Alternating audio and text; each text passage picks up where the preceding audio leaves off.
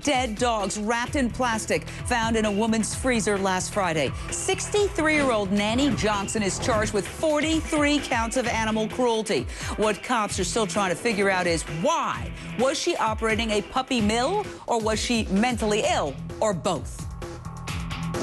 She couldn't really explain a reason other than that she thought that her words to us was that she believed the devil was involved in killing her animals.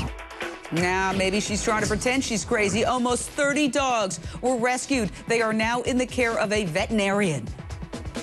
This is a sweet little dog right here. But see, this is one thing, we're going to have to start grooming them. See the hair matted up on its feet? Severely emaciated. You can see the backbone of the dog.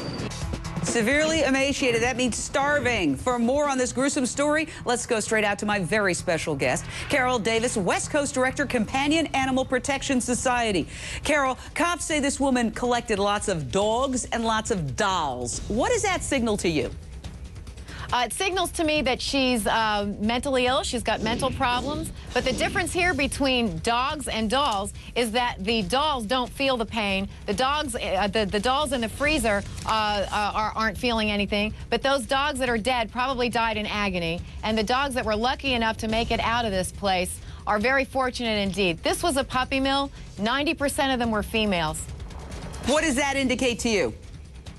It indicates to me when you see a lot of females in a breeding operation that they were used as breeding dogs. This woman was most likely, because none of those animals were spayed, it means that she was selling dogs at one time. Because there were no puppies there, that means that this is a breeding operation that is no longer in operation. I think this woman might have lost her mind. She certainly neglected these dogs to the point where they are in terrible, terrible condition. This is very sad. Just because she's got silver hair and looks like a nice little old lady doesn't mean she's not a criminal and didn't do something absolutely awful. Now, in March of last year, 62 miniature pinscher dogs were rescued from a breeding facility that's also called a puppy mill in California. You are looking at undercover video from a documentary produced about the horrific conditions in which these dogs were living. Carole, you were involved in this rescue. You were there. What was it like, and why are these puppy mills so prone to animal cruelty? Well, when you've got a breeding operation such as this one that you're looking at here, you've got animals that are living in terrible conditions, and the people have them there for one reason only, and that's to make a buck.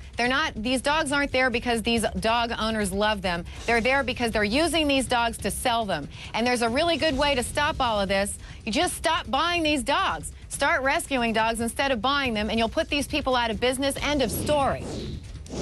Often they claim that they care a lot about the dogs and they create a whole phony story. This just happened to a friend of mine. Then her dog got sick. She tried to call the breeder, wouldn't take the call. Is that typical?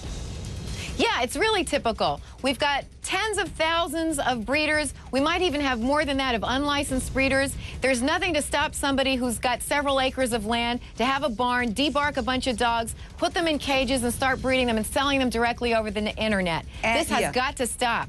Thank you so much. And debarking means cutting their vocal cords. Carole, see you soon. A teenage boy accused of beating a 15-year-old girl will talk to his attorney.